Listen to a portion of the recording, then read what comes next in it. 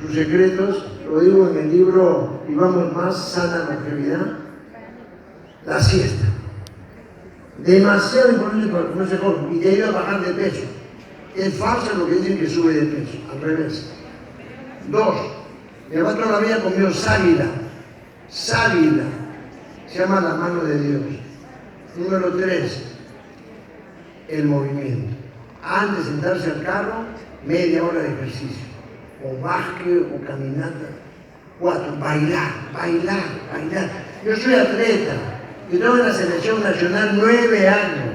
Mi entrenador alemán nos hacía bailar los jueves, sin trasnochar. A bailar. Por ejemplo, en los baños de Senata, vaya, los baños de Senata, Tomás Marzano 4380, yo vivía a 2 cuadras. Suden, hay que botar sal. Y hay un baño de asiento ahí. Baño de Senata, también lo que viene en Chorrillos, Alameda Sur, cuadra 8. Suden 3 veces por semana. Mi papá todo el tiempo a sudar. Y otra cosa importante, si quieres estar jóvenes, el amor a tu suegro. Lo repito. Ya a los chistosos todos amanecer, todos, ¿sabes? Con un carajo dijo, oye, a mi amigo de los chistosos, le digo, oye, bueno, ya es chiste antiguo burlarse de la suegra. Esa lengua de suegra ya no se llama lengua de suegra, que es como una espina, ¿no? Se llama la espada.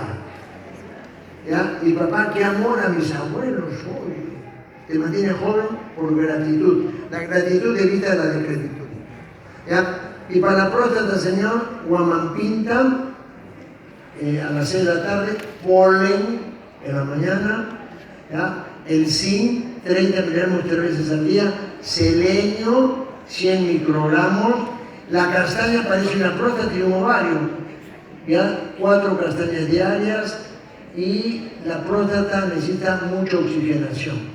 Es importante, aparte de las caminatas, el kion. Los chinos son más vivos, comen jengibre, atentorrejo. Y su primo hermano de kion es, ¿cómo se llama la empresa? ¿El palillo? Yo me pongo con la cúrcuma, a mí me encanta. La cúrcuma desinflama todo.